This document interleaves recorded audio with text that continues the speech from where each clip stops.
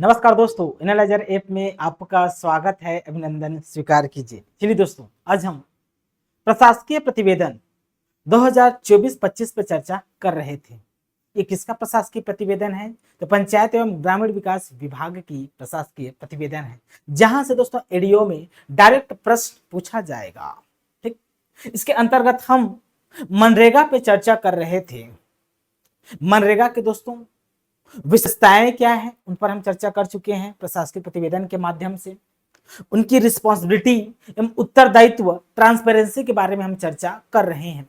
आज का हमारा जो टॉपिक है, ट्रांसपेरेंसी एवं रिस्पॉन्सिबिलिटी के अंतर्गत क्या area officer monitoring visit app, area officer monitoring visit app.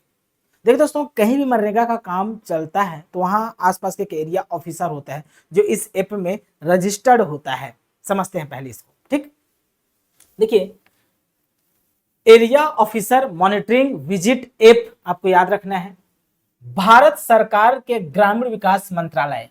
ठीक, तो भारत सरकार के ग्रामीण विकास मंत्रालय मनरेगा द्वारा, इसको एमजी नरेगा पढ़ा जाता है ना, द्वारा योजना, एमजी नरेगा द्वारा योजना रजिस्टर्ड एरिया ऑफिसर द्वारा ना। तो जो ऑफिसर होता है वो पहले से रजिस्टर्ड होता है इस एप्लीकेशन में।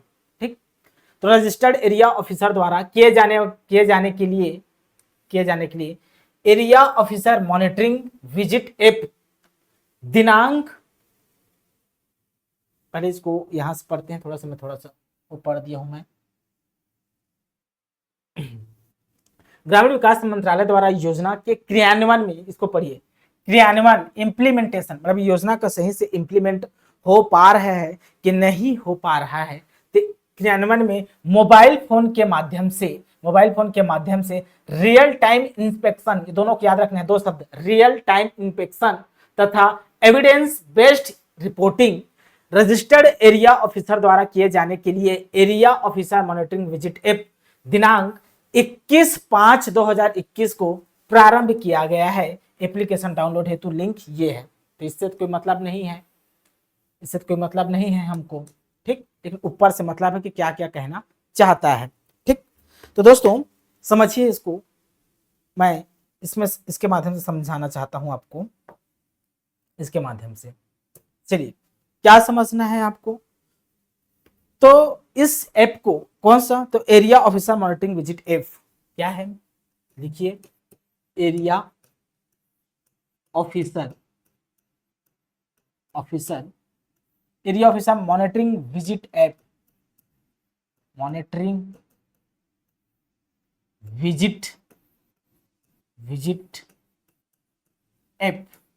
ये क्या है? Area officer monitoring visit app है जी ना, मॉनिटरिंग विजिट ऐप है। ठीक, इसे भारत सरकार की ग्रामीण विकास मंत्रालय द्वारा, लिखिए, इसे भारत सरकार की ग्रामीण विकास मंत्रालय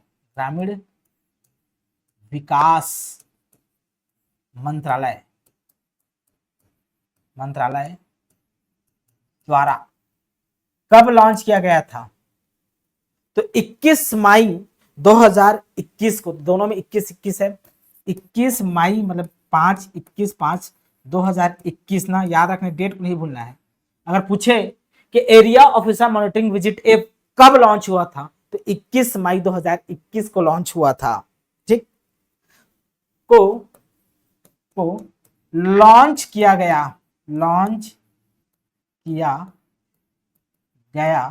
यह मोबाइल एप्लीकेशन है जी, मोबाइल क्या है? एप्लीकेशन है।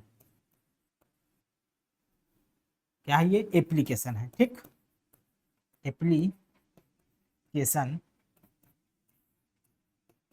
है, ये एप्लीकेशन है जो मनरेगा के क्रियान्वयन को बेहतर ढंग से मॉनिटर करता है, जो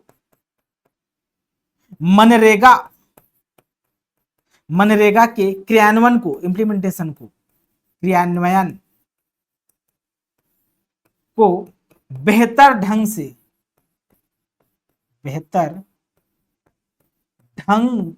से क्या करता है? मॉनिटर करता है।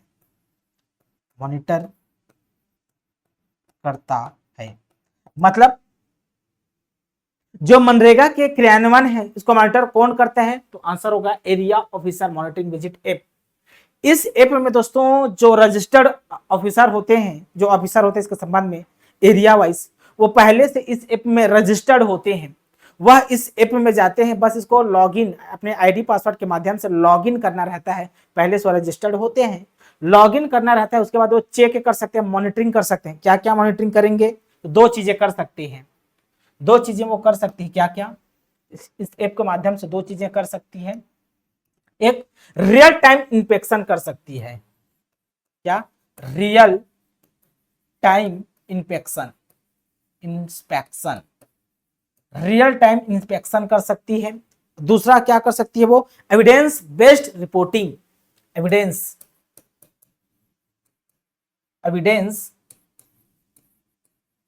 Based reporting, evidence based reporting, दो चीजें वो कर सकती है।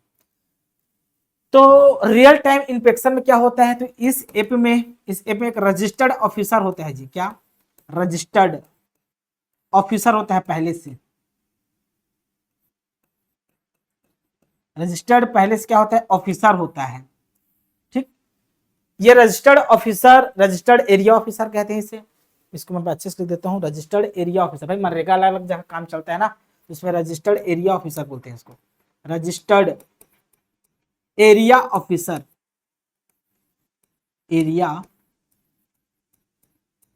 ऑफिसर होता है इसमें। ठीक, ये रजिस्टर्ड एरिया ऑफिसर उस ऐप में जाता है, इसके पास आईडी पासवर्ड होता है, उस ऐप में जाएगा, आईडी पासवर्ड डालेगा और अपने मोबाइल के माध्यम से ये क्या करता है, अपने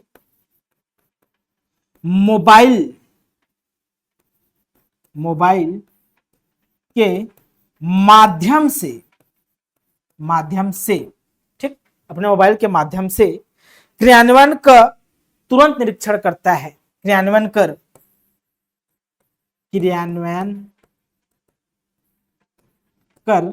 तुरंत निरीक्षण करता है, मतलब इंस्पेक्शन करता है जी, निरीक्षण करता है। ठीक, तुरंत निरीक्षण करेगा, ऑन द स्पॉट, तुरंत इस ऐप के माध्यम से निरीक्षण हो जाता है। किसके द्वारा, तो रजिस्टर्ड एरिया ऑफिसर के द्वारा, ताकि दोस्तों पारदर्शिता बनी रहे मनरेगा में। पारदर्शिता को बनाए रखने के लिए यह ऐप लॉन्च किया गया था 21 मई 2021 को। ठीक, फिर अब एविडेंस, मतलब भाई निरीक्षण किए तो कुछ एविडेंस बना होगा, निरीक्षण करेंगे तो कुछ एविडेंस, कुछ साक्ष्य निकल के आएंगे ना, निरीक्षण करेंगे कुछ साक्ष्य निकल के आएंगे, इसलिए एविडेंस बेस्ड रिपोर्टिंग करना पड़ेगा हमको। अब उस रजिस्टर्ड ऑफिसर को रिपोर्टिंग करना होता है एविडेंस बेस्ड, जो निरीक्षण किए हैं उसके तथ्य के आधार पे, साक्ष्य के आधार पे। तो क्या करना पड़ेगा, निरीक्षण के दौरान जुटाए गए प्रमाण, निरीक्षण के दौरान जुटाए गए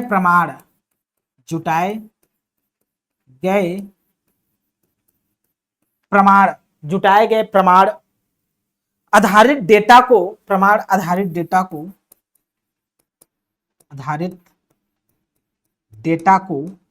क्या करते हैं जी, रिपोर्ट किया जाता है, रिपोर्ट किया जाता है। ये रहा दोस्तों आपका क्या, area officer monitoring visit app के बारे में। तो इस ऐप में पहले से जो एरिया ऑफिसर होते हैं पहले से रजिस्टर्ड होते हैं, उसके पास आईडी पासवर्ड होता है, उसमें लॉगिन करके दोस्तों on the spot real time inspection किया जा सकता है। दो कीवर्ड को याद रखना है, रियल टाइम इंस्पेक्शन किया जा सकता है और एविडेंस बेस्ड रिपोर्टिंग भी किया जा सकता है, यही मेन बात है। पहली बार इसको लॉन्च कब किया गया, तो 21 मई 2021 को लॉन्च किया गया था। भारत सरकार के द्वारा, भारत सरकार के विकास मंत्रालय, ग्रामीण विकास मंत्रालय के द्वारा किया गया था। दो बात याद हो गई। तीसरा, इसका उद्देश्य है क्या, इसका उद्देश्य क्या है दोस्तों, कि मनरेगा के तहत जो कार्य हैं या मनरेगा के क्रियान्वयन को बेहतर ढंग से मॉनिटर करना है, क्योंकि मॉनिटरिंग ऐप है ये, तो मॉनिटर करना है। कैसे मॉनिटर किया जाता है? तो रियल टाइम इंस्पेक्शन पे और एविडेंस बेस्ड रिपोर्टिंग के आधार पे ये मॉनिटर किया जाता है। बस इतना ही आपको याद रखना है जी। ठीक, अब आते हैं दोस्तों हम अपने नेक्स्ट टॉपिक पे। क्या कहता है देखिए हमारा नेक्स्ट, पारदर्शिता बनाए रखने के लिए दोस्तों हमारा दूसरा जो है आधार बेस्ड भुगतान प्रणाली। देखिए क्या कहता है ये आधार बेस्ड भुगतान प्रणाली के बारे में हम चर्चा करते हैं। आधार बेस्ड भुगतान प्रणाली, ठीक, क्या होता है ये? तो देखिए महात्मा गांधी नरेगा मतलब एमजी नरेगा के अंतर्गत प्रत्यक्ष लाभ डायरेक्ट प्रॉफिट अंतरण मतलब देने के लिए, मतलब विभाजित वितरण करने के लिए, अंतरण करने के लिए मतलब ट्रांसफर करने के लिए, अंतरण मतलब ट्रांसफर के अंतर्गत श्रमिकों को सभी भुगतान डाकघर में श्रमिकों के खातों में भुगतान किए जा रहे थे। पहले भुगतान किए जा रहे थे, किंतु अब 1 जनवरी 2024 से योजना के अंतर्गत सभी श्रमिकों को केवल आधार आधारित, देखो केवल शब्द है, आधार आधारित भुगतान प्रणाली के माध्यम से, केवल आधार आधारित भुगतान प्रणाली के माध्यम से मजदूरी भुगतान किया जा रहे हैं। इसके लिए नियमित रूप से एमआईएस में श्रमिकों के आधार नंबर की प्रविष्टि की जा रही है। आधार आधारित भुगतान एबीपी करने के लिए बैंकों द्वारा आधार सीडिंग और national payment corporation of India NPCI map द्वारा इसकी मैपिंग की जाती है। सर समझ में नहीं आया क्या क्या? तो पहले की बात और अब की बात। पहले की बात मतलब 1 जनवरी 2024 से पहले कैसे भुगतान किया जाता था और 1 जनवरी 2024 के बाद कैसे भुगतान किया जाता है श्रमिकों को, इसके बारे में ये कहता है। चलिए समझते हैं इसके बारे में, कंसेप्ट को समझते हैं। देखिए आप, पहले श्रमिकों को जो भुगतान किया जाता था उनका पेमेंट वो डीबीटी के माध्यम से होता था, डायरेक्ट बेनिफिट ट्रांसफर के माध्यम से। ठीक, पहले श्रमिकों का भुगतान कैसे किया जाता था? पहले मेरे प्यारे बच्चों मतलब 1 जनवरी 2024 से पहले डीबीटी के माध्यम से, डीबीटी के माध्यम से, डीबीटी क्या होता है? तो डायरेक्ट बेनिफिट ट्रांसफर के माध्यम से श्रमिकों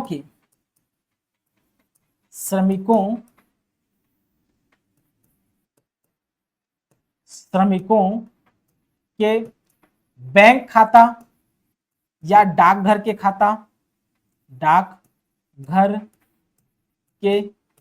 खातों में दिया जाता था,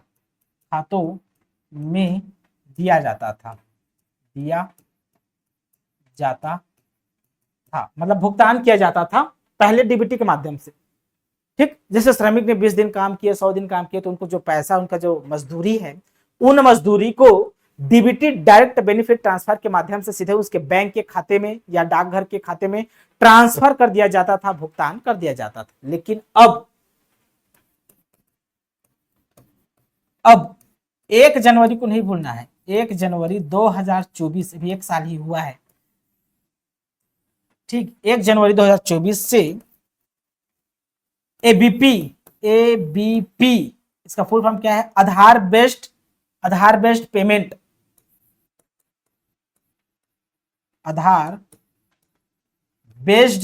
पेमेंट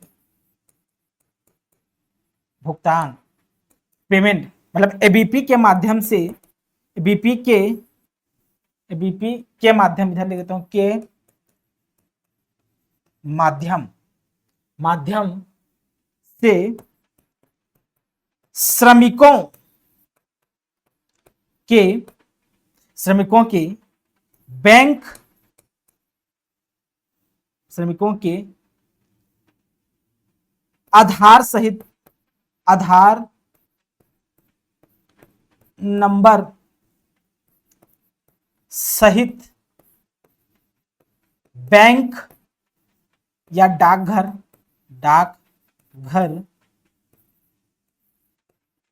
खातों में भुगतान किया जा रहा है, भुगतान किया जा रहा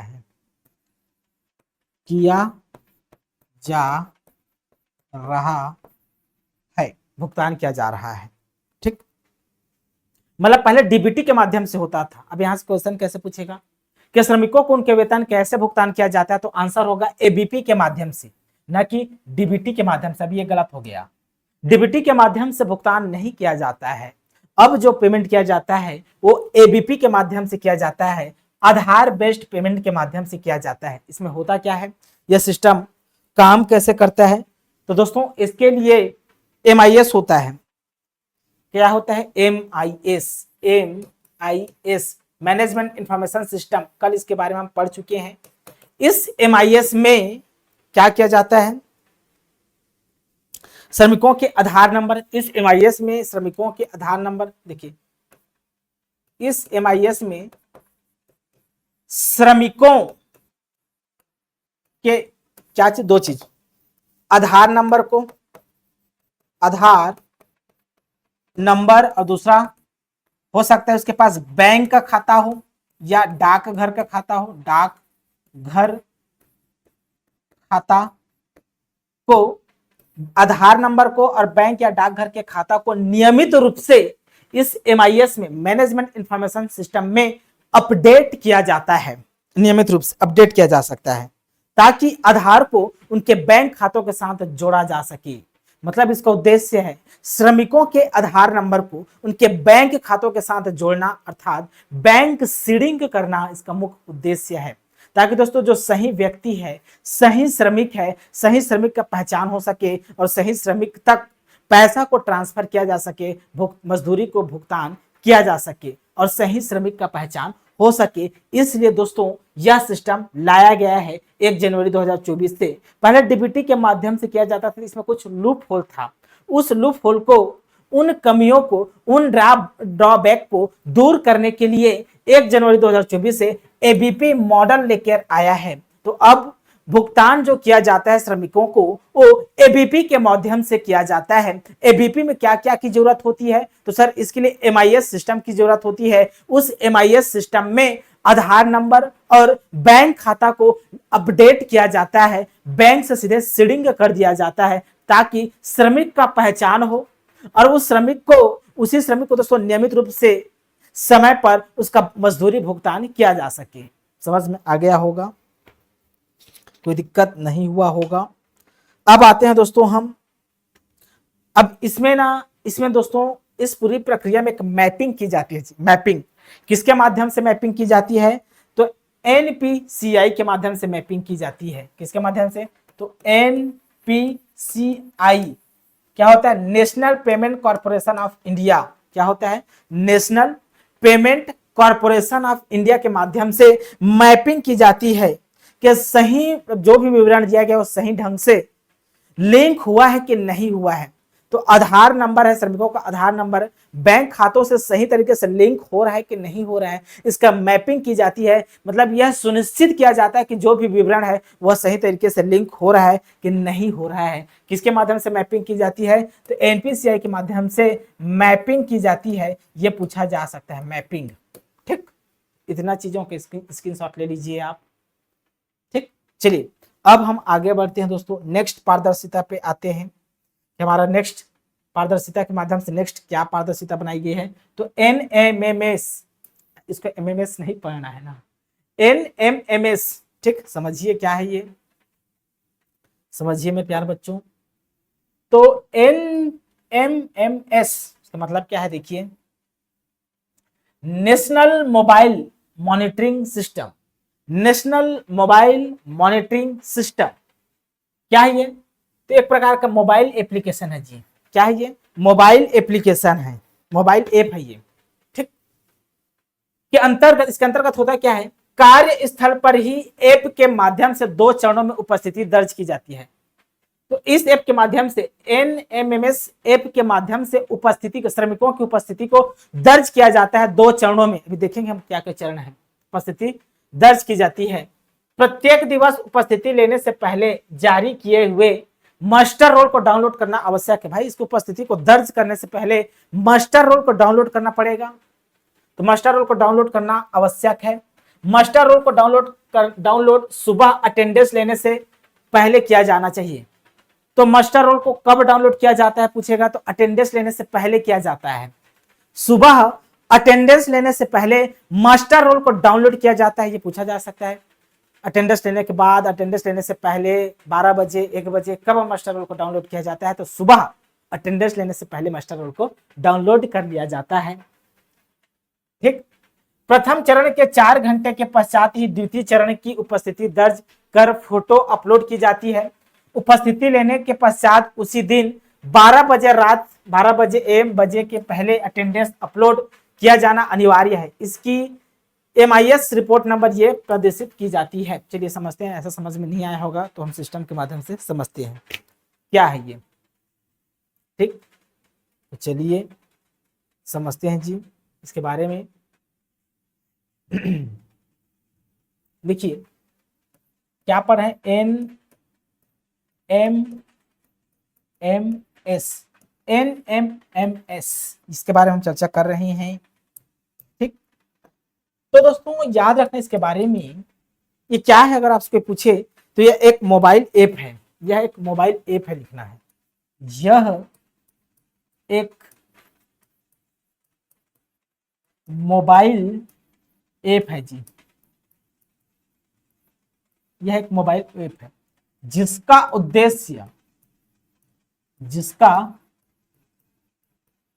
उद्देश्य कुछ होगा, इसका कुछ उद्देश्य होगा ना। इसका उद्देश्य कार्यस्थल पर उपस्थित कर्मचारियों की, इसका उद्देश्य कार्यस्थल पर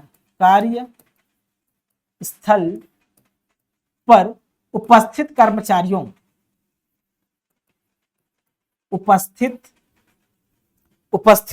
कर्मचारियों की उपस्थिति दर्ज करना है। उपस्थित कर्मचारी की उपस्थिति दर्ज करना है। उपस्थिति दर्ज करना है। कार्यस्थल पर उपस्थित कर्मचारी की उपस्थिति दर्ज करना किसके माध्यम से किया जाता है? तो NMMS के माध्यम से की जाती है। तो कैसे दर्ज की जाती है? तो 2 चरणों में होता है ये। इसको ऐसे लिखिए, ये जो प्रक्रिया है ना, ये 2 चरणों में होता है। 2 चरणों में यह होता है जी, 2 चरणों में। पहले हम पढ़ते हैं प्रथम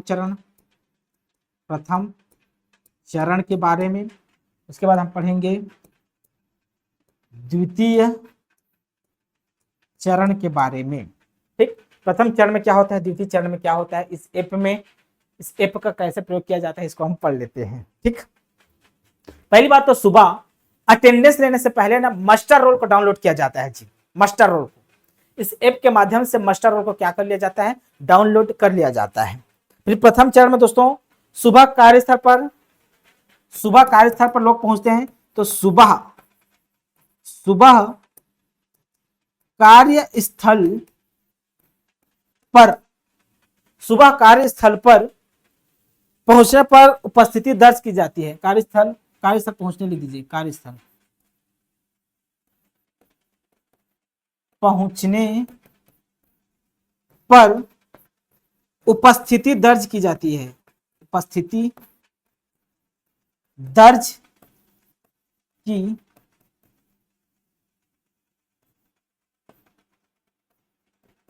जाती है।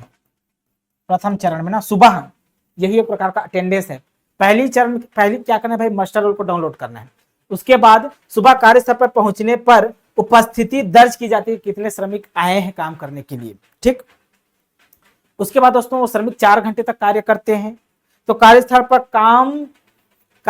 काम के लिखिए द्वितीय चरण में क्या होता है? तो कार्यस्थल पर काम करेंगे लगभग 4 घंटे तक, है ना। तो कार्यस्थल पर 4 घंटे काम करने के बाद कार्यस्थल पर 4 घंटे काम करने के बाद उपस्थिति दर्ज फिर से करनी होती है। उपस्थिति फिर से मतलब जाने के टाइम और कार्य समाप्त होने के बाद भी उपस्थिति दर्ज करनी होती है। तो उपस्थिति दर्ज करनी होती है। इस समय दर्ज करेंगे ना तो उसका फोटो भी लगेगा जी।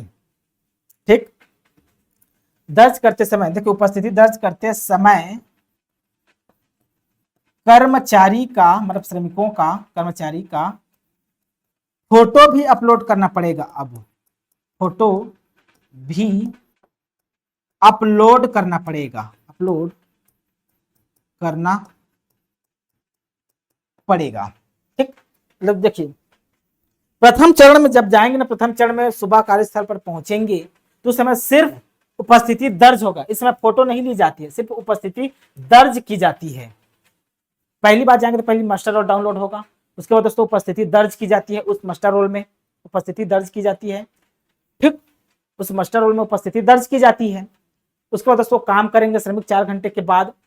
फिर द्वितीय चरण में दोस्तों कार्यस्थल पर 4 घंटे काम करने के बाद उपस्थिति दर्ज की जाती है कि वही श्रमिक उपस्थित थे कि नहीं थे। अब इस बार इसका फोटो लिया जाएगा, अब उसका उपस्थिति के साथ उसका फोटो भी अपलोड किया जाएगा। पहले टाइम में फोटो अपलोड नहीं किया जाता था, दूसरे टाइम में फोटो अपलोड किया जाता है। ठीक, फिर दोस्तों इन सभी रिपोर्ट को, इन सभी डॉक्यूमेंट को दोस्तों उसी दिन रात 12 बजे से पहले, रात 12 बजे से पहले इस ऐप में अपलोड हो जाना चाहिए, इस ऐप में अपलोड हो जाना चाहिए उसी दिन ना, रात के 12 बजे से पहले ये सभी चीजें, सभी रिपोर्ट उसमें दर्ज, सभी उसमें अपलोड हो जाना चाहिए। यही है दोस्तों आपका NMMS, समझ में आ गया होगा। ठीक, चलिए अब आगे बढ़ते हैं, हम कुछ और चीजों पे चर्चा करते हैं। अब हम जन मनरेगा पे चर्चा करेंगे जी, जन मनरेगा। ठीक दोस्तों, मनरेगा जो प्रोग्राम है, इस मनरेगा प्रोग्राम को पारदर्शिता, ट्रांसपेरेंसी एवं उत्तरदायित्व बनाने के लिए जन मनरेगा ऐप का भी प्रावधान किया गया है। मतलब ये ऐप को, इस प्रोग्राम को डिजिटल करने का रूप दिया गया है। ये जन मनरेगा 2017 से शुभारंभ की गई है दोस्तों। तो समझते हैं ये क्या है जन मनरेगा, चलिए चर्चा करते हैं। बहुत ही सरल है ये जन मनरेगा, ये एक प्रकार का मोबाइल एप्लीकेशन है। आप सर्च करेंगे प्ले स्टोर में जाके जन मनरेगा तो एक एप्लीकेशन मिल जाएगा आपको। ठीक, तो जन मनरेगा एक मोबाइल एप्लीकेशन है जो महात्मा गांधी राष्ट्रीय ग्रामीण रोजगार गारंटी अधिनियम के कार्यान्वयन के संदर्भ में नागरिकों को जानकारी उपलब्ध कराने के उद्देश्य से, मतलब ये जानकारी, ये नागरिकों को जानकारी उपलब्ध कराता है। आप भी अगर आपको मनरेगा से संबंधित जानकारी चाहिए तो आप जन मनरेगा में जा सकते हैं। ठीक, जानकारी उपलब्ध कराने के उद्देश्य से जन मनरेगा ये सिटीजन सेंट्रिक मोबाइल एप्लीकेशन है। ये सिटीजन मतलब नागरिक केंद्रित, मतलब नागरिक केंद्रित, ये क्या है, नागरिक पर केंद्रित मोबाइल एप्लीकेशन है। ठीक है, मतलब फोकस नागरिक पर किया गया, पर नागरिकों के अधिकार के लिए, श्रमिकों के अधिकार के लिए यह नागरिकों पर केंद्रित मोबाइल एप्लीकेशन है। पूछा जा सकता है जन मनरेगा कैसा एप्लीकेशन है, तो नागरिकों पर केंद्रित एप्लीकेशन है जी, याद रखना है, नागरिकों पर केंद्रित एप्लीकेशन है, मोबाइल एप्लीकेशन है। एप्लीकेशन लॉन्च किया गया है। यह संपूर्ण देश में, मतलब पूरे भारत में 19 जून 2017 से प्रारंभ हुआ है जी, 19 जून 2017, ये डेटा को नहीं भूलना है।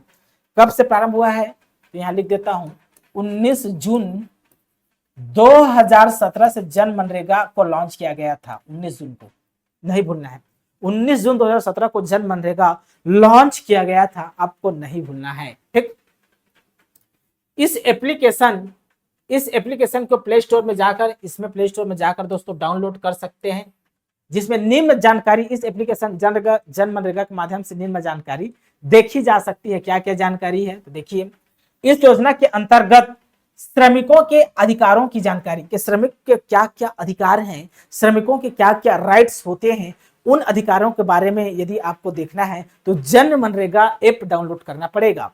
तो जन मनरेगा में श्रमिकों के अधिकारों के बारे में बताया गया है। ठीक, पहला पॉइंट आपसे पूछेगा तो श्रमिकों के अधिकारों के बारे में कौन सा ऐप संबंधित है, तो जन मनरेगा ऐप संबंधित है।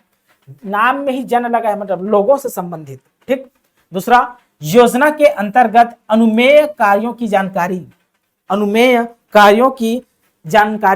मतलब कौन से कार्य मनरेगा के तहत किया जा सकता है। ठीक, कौन से कार्य मनरेगा के तहत किया जा सकता है, ये अनुमेय कार्य कहलाते हैं दोस्तों। तो इसकी जानकारी इस ऐप के माध्यम से देखी जा सकती है कि कौन से कार्य मनरेगा के तहत किया जा सकता है, कौन से कार्य मनरेगा के तहत नहीं किया जा सकता है, यह मनरेगा के तहत देखी जा सकती है, जिसे अनुमेय कार्य कहा जाता है।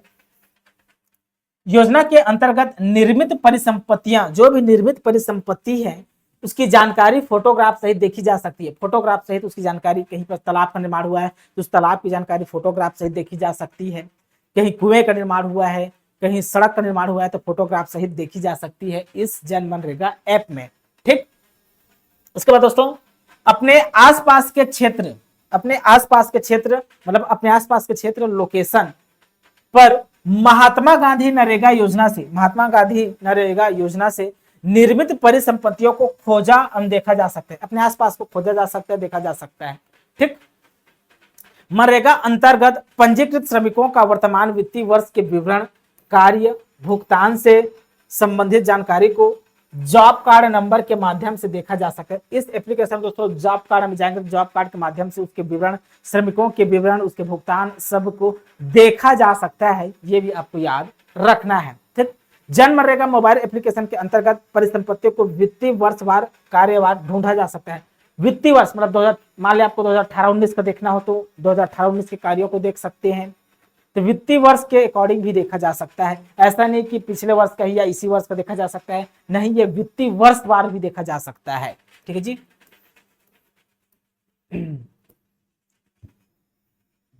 और देखिए जन मनरेगा मोबाइल एप्लीकेशन के अंतर्गत पंजीकृत श्रमिकों का वर्तमान वित्तीय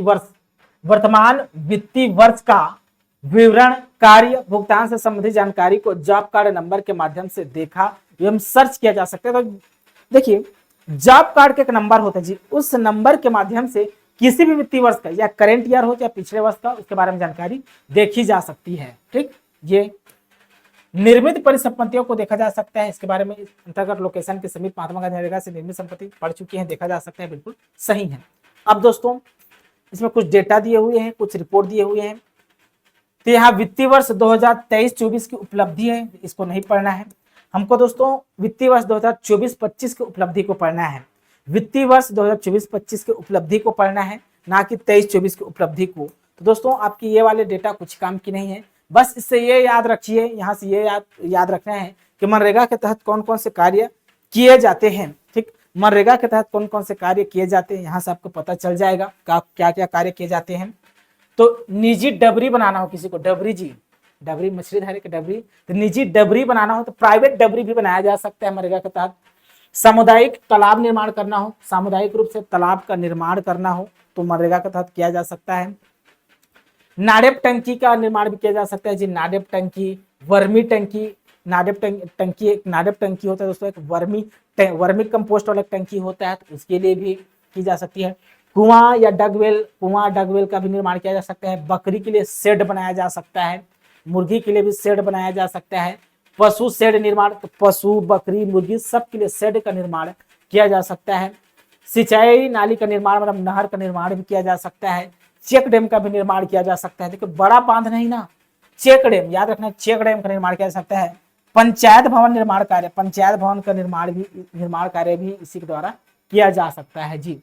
ये रहा दोस्तों आपका मनरेगा के तहत कार्य। ठीक,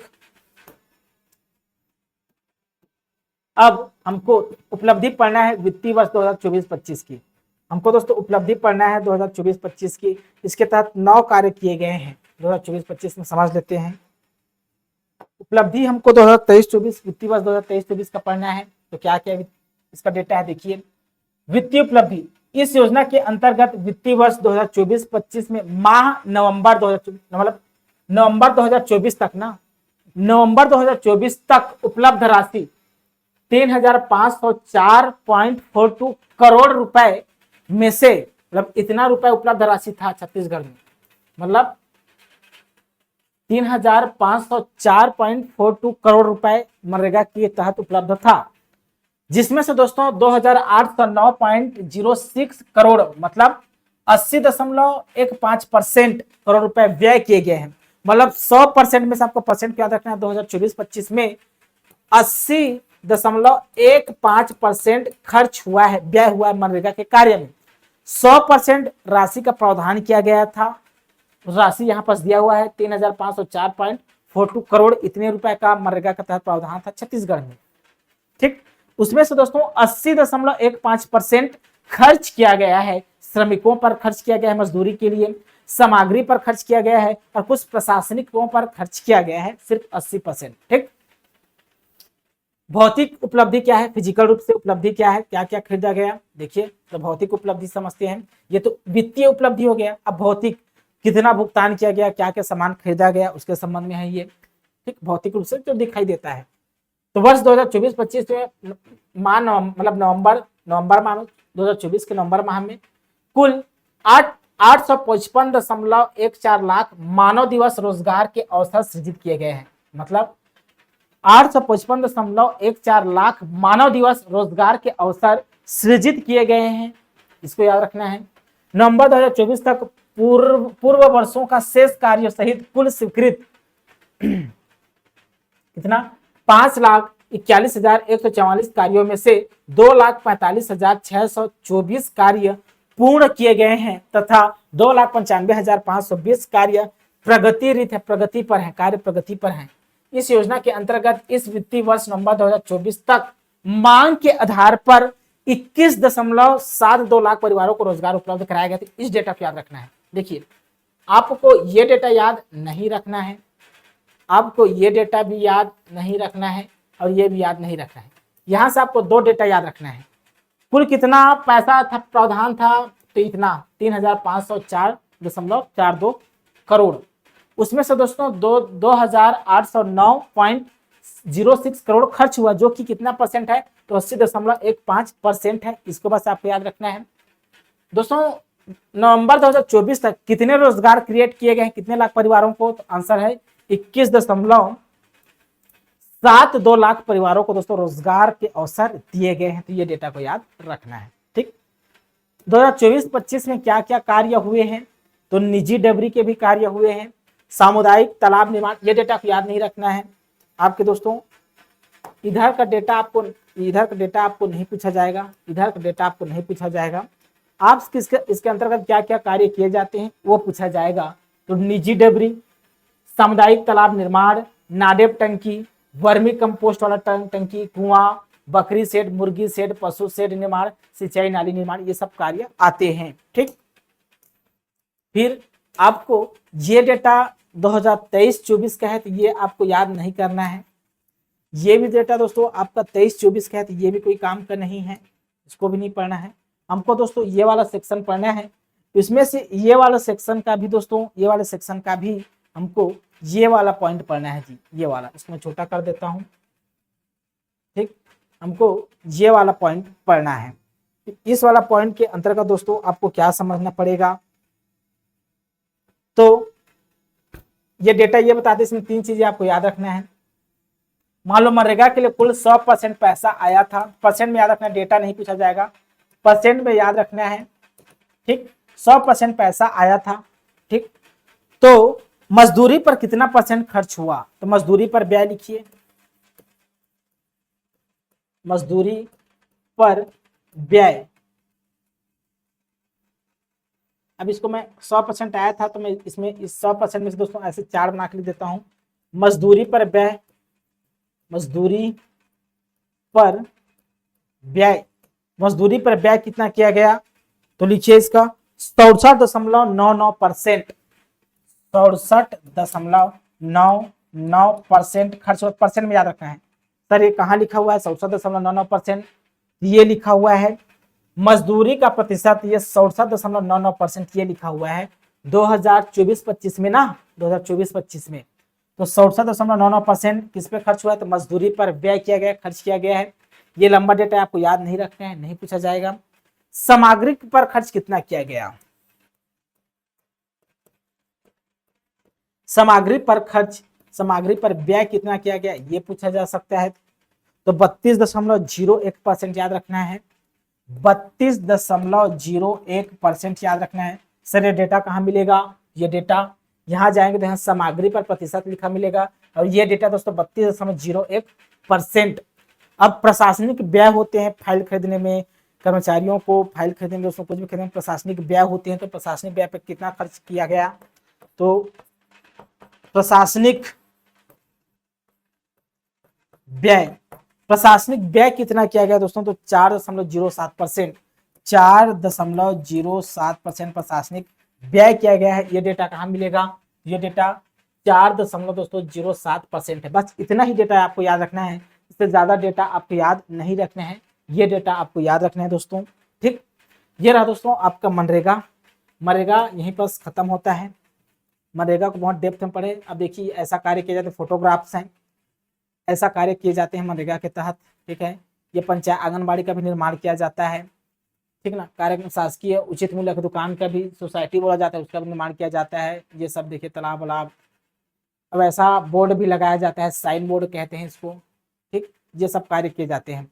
अब कल से दोस्तों हम छत्तीसगढ़ सामाजिक अंकेक्षण इकाई को पढ़ेंगे प्रशासनिक प्रतिवेदन के माध्यम से। ठीक ना, आज के लिए बहुत बहुत धन्यवाद। Thank you.